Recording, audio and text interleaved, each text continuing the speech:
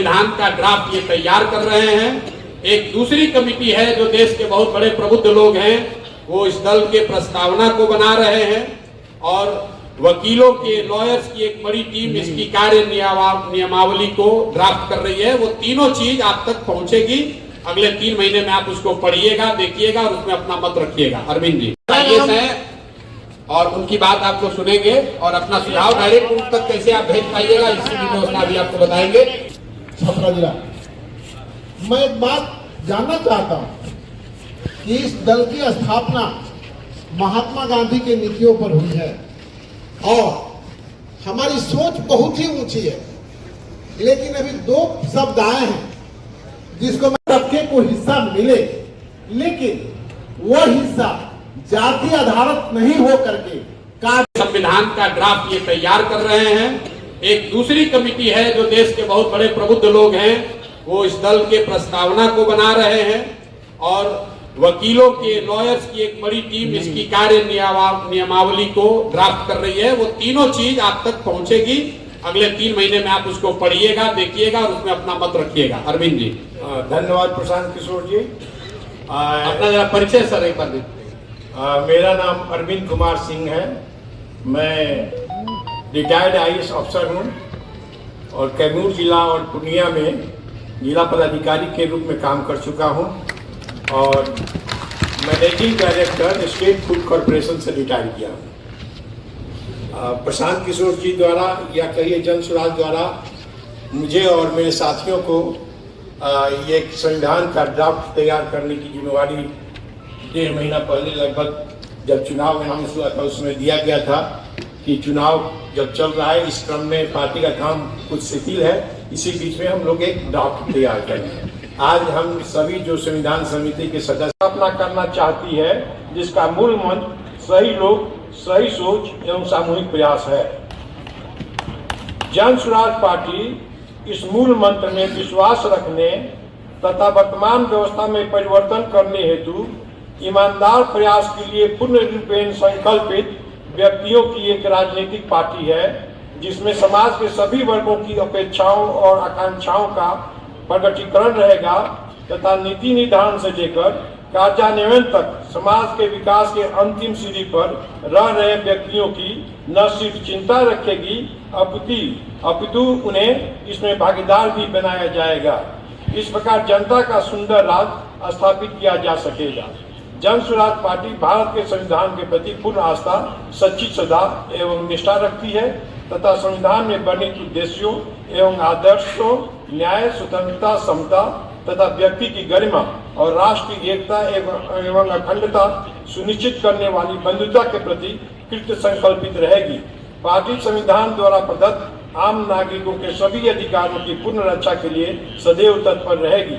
जन स्वराज पार्टी महात्मा गांधी की अवधारणा सर्वधर्म, समभाव एवं सद्भाव को अंगीकार करती है तथा उनके वसुधैव कुटुंबकम के विचार को साकार करने की दृढ़ इच्छा रखती है। इस संविधान में एक चीज दिया गया है जो ये पहली बार जो है किसी पार्टी के संविधान में है कि राइट टू रिकॉल, आपका जो जनप्रतिनिधि होगा, एमएलए होंगे, एमपी होंगे, उनको वापस लेने का अधिकार पार्टी को रहेगा कि अगर सही काम नहीं कर रहे हैं और आम जनता कह रही है, जो पंचायत में पार्टी की कार्यकारिणी है उसमें 51% लोग कह रहे हैं कि नहीं ये एमएलए सही काम जो इनको दिया गया है वो नहीं कर रहे हैं, तो पार्टी उनको वापस लेने के अधिकार के अंतर्गत वापस लेगी। दूसरा एक इम्पॉर्टेंट है जो आप सब लोगों के लिए ये थ्रोट कर रहे हैं आइडिया इसमें दिया गया है कि जैसे कोई भी मुख्यमंत्री जब बनता है तो वो किसी भी पार्टी का मुख्यमंत्री हो, वो चाहता है कि वो पार्टी हमारी पारिवारिक पार्टी हो जाए, वंशवाद पार्टी हो जाए। 10 वर्ष, 5 वर्ष, 15 वर्ष मुख्यमंत्री बनने के बाद पार्टी का अधिकार खत्म हो जाता है और उस व्यक्तिवाद को बढ़ावा मिलता है, व्यक्ति हो जाता है। इसलिए इस संविधान में हम लोग एक प्रस्ताव रखें कि कोई भी किसी भी पद पर आप रहे 2 वर्ष से अधिक आप उस पद पर लगातार कंटिन्यू नहीं कर सकते हैं। उसमें आपको कुछ कूलिंग पीरियड 6 महीना आप उसको छोड़ के हटिए, दूसरे व्यक्ति को मौका मिलेगा और उसमें रोटेशन दिया गया है कि रोटेट करके मुख्यमंत्री बने या एक बने, लगातार कोई नहीं बने। और जैसा कि हमारे एक साथी ने बताया कि आईजी साहब बताए कि हम लोग की है कन्विक्शन होगा तब आपको उसको नहीं टिकट देना है। लेकिन वो अपनी पत्नी का, जैसे आपने मुंगेर में देखा कि आप क्रिमिनल हैं, लेकिन हम अपनी पत्नी को दे दिए। हम लोगों ने लिखा है कि आप अगर कन्विक्टेड हैं तो आपके किसी परिवार संबंधी किसी को टिकट नहीं दिया जाएगा। इसके साथ ही अगर आप कन्विक्टेड नहीं हैं लेकिन समाज सोसाइटी के नजर में, परसेप्शन में आप क्रिमिनल टाइप के हैं, आपको साक्ष्य के अभाव में सजा नहीं मिली है, वैसे लोगों को भी हम लोग पार्टी का टिकट नहीं देंगे। इन सब बातों का समावेश किया गया है। परिवारवाद, वंशवाद, हर चीज इस पार्टी में नहीं आए। हर आदमी को अधिकार मिले, इस बात का ध्यान रखा गया है। धन्यवाद। ये आपके पास जाएगा, आप लोग जो सुझाव देंगे उसको फिर इसमें समाहित किया जाएगा। नमस्कार। आ जाए ताकि सब लोग ये देख पाए कि कौन लोग हैं जो इसको लिख रहे हैं, या आपकी सोच को एक ललन जी, हम लोग सभी एक योजनाबद्ध तरीके से सबसे पीछे बैठकर आप सभी लोगों को देख रहे थे, सुन रहे थे और विचार कर रहे थे।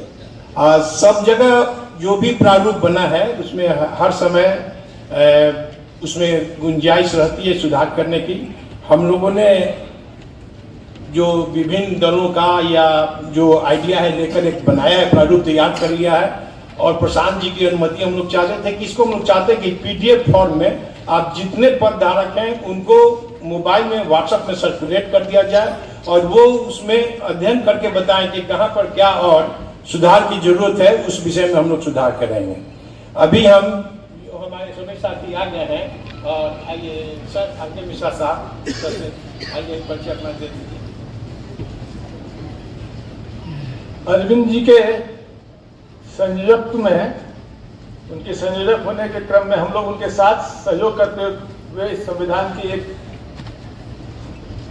ड्राफ्ट बनाया है। मेरा नाम है राकेश कुमार मिश्रा। मैं भारतीय पुलिस सेवा 86 बैच बिहार काडर का पदाधिकारी हूं और डीजी होमगार्ड के पद से सेवानिवृत्त हुआ हूं और 2 वर्ष से ज़्यादा अवधि के से जनसुरा से जुड़ा हुआ हूं और जो भी दायित्व और कार्य लगता है कि मुझे दिया जाए उसको मैं सब संचालित कर रहा हूं और उसकी जिम्मेदारी ले रहा हूं। तो हम लोग का संविधान ड्राफ्ट तैयार है। बाकी साथी भी अपना परिचय देंगे, उसके बाद किसी भी बातें संविधान पे करने की होगी तो अरविंद जी उसको प्रकाश डालेंगे। नमस्कार साथियों, मैं 2 अक्टूबर 2022 से जो है जनस्वराज से जुड़ा हुआ हूँ और मेरा नाम ललन जी है। मैं रिटायर्ड IAS अफसर हूँ और लास्ट में सहरसा में कमिश्नर था, उसके पहले नवादा में डीएम था, कटिहार में 2 टर्म डीएम रहा और कई जगहों में मैं DDC भी रहा। और अभी जो ये संविधान बनाने की जो समिति थी और उसमें मेरा काफी योगदान रहा है और उस योगदान के बारे में मैं थोड़ी सी बात कहना चाहता हूं।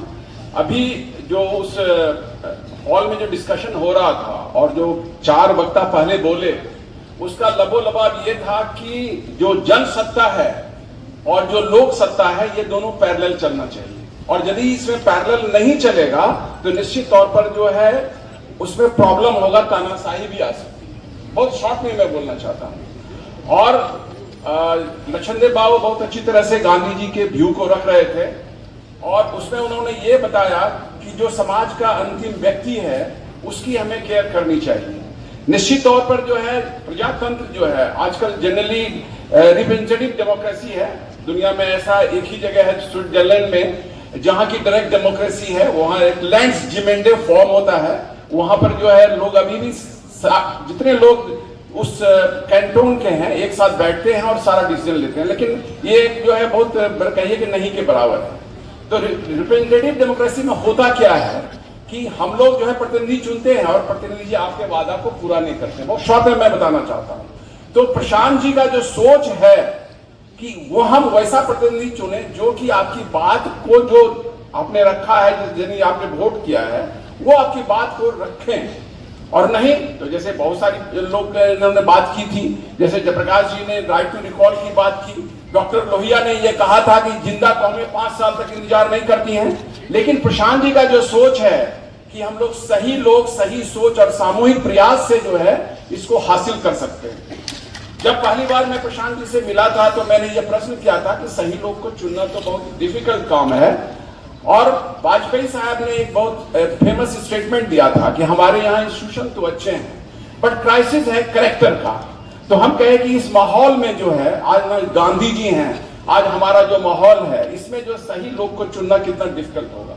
तो फिर प्रशांत जी ने कहा कि नहीं, हम लोग जब उसको लाए हैं और हम लोग संकल्पित हैं तो उस तरह के लोग को चुनेंगे। तो ये अवधारणा जो है, जो जिसको आप चुनिएगा वो आपकी बात को जो है जब सत्ता में आ जाएंगे लागू करेंगे। इस बात को जो है मूल मंत्र रखकर जो है मैंने संविधान बनाने का प्रयास किया। धन्यवाद। ललन यादव जी का एक परिचय ये भी है कि इनके पिताजी विधायक थे, अगर आप चाहें तो। मेरा नाम ललन जी है। ऐसे लोग जो है, जैसे मैं एक इलेक्शन कंटेस्ट कर रहा था रिटायरमेंट के बाद, तो होता है कि लोग कहे कि भाई आपका मैंने आज भारत में और हमारे समाज में ये है कि आप किस जाति से आते हैं, तो मैंने उसको स्पष्ट कर दिया कि मैं ललन जी उर्फ ललन सिंह यादव के नाम से जानता हूँ। नहीं, मैंने कहा अपने पिताजी के नाम बता दी, उनके पिताजी वहाँ के विधायक रहे हैं। मेरे पिताजी जो है एक जमालपुर क्षेत्र है वहां से विधायक थे और बहुत कम उम्र में विधायक हो गए थे। वो एसएसपी एक पार्टी हुआ करता था डॉक्टर लोहिया का, उस पार्टी से विधायक थे और प्रोफेसर भी थे। और एक उस जमाने में जो है अपने पढ़ने में जो है through out first class holder Patna university से थे। उस समय पटना यूनिवर्सिटी मैट्रिक भी लोग पटना यूनिवर्सिटी से किया करते थे, उस जमाने के वो स्टूडेंट थे। लेकिन राजनीति उनका जो है फर्स्ट लव था और इसीलिए जो है वो डॉक्टर लोहिया के बहुत ही करीब आए और पहली बार जो है 27 वर्ष की उम्र में वो विधायक हो गए। मैं पश्चिम चंपारण जिला का रहने वाला हूं। प्रशांत जी के साथ मुझे काफी पदयात्रा करने का सौभाग्य प्राप्त हुआ है। पदयात्रा के दौरान प्रशांत जी ने जिन जिन बातों का उल्लेख जनता के समक्ष अपने विचारों को रखा है, हम लोगों ने इस संविधान में उसको पूर्णतः समाहित करने का प्रयास किया है। आप लोगों में से कुछ लोगों ने उठाया कि महिलाओं को उचित स्थान मिलना चाहिए, समाज के हर वर्गों का मिलना चाहिए। मेरा नाम रामविलास पासवान है और मैं अपर सचिव कैबिनेट से रिटायर किया हूँ। मैं आप लोगों को एक चीज बताना चाहूँगा कि जो हम लोगों के द्वारा संविधान तैयार किया जा रहा है वो वर्तमान परिस्थिति को देखते हुए, बिहार के स्थिति को देखते हुए, जनभावनाओं को देखते वो सभी को हल करने के उद्देश्य को रख करके हम लोग संविधान का निर्माण कर रहे हैं। और हमें लगता है कि अगर ये संविधान बन गया और ये लागू हो गया तो अभी वर्तमान में हमारी जो समस्या है, गरीबी, बेरोजगारी, भ्रष्टाचार, अशिक्षा इत्यादि, सभी का निदान हम लोग 10 साल के अंदर निश्चित रूप से कर देंगे। धन्यवाद। रामविलास पासवान 1 लाख लोगों का आशीर्वाद प्राप्त करता है लोगों का।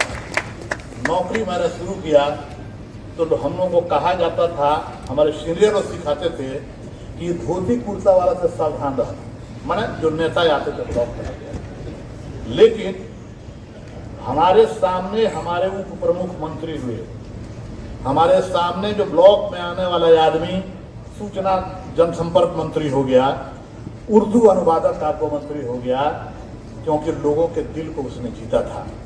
आपको वो पैसा नहीं लेता है जनप्रतिनिधि काम करने का, हम लोग काम करने का पैसा लेते थे। इसलिए जनप्रतिनिधियों का स्थान हरदम आपको पदाधिकारियों का स्थान से ऊपर है, इस बात को स्वीकार करना होगा।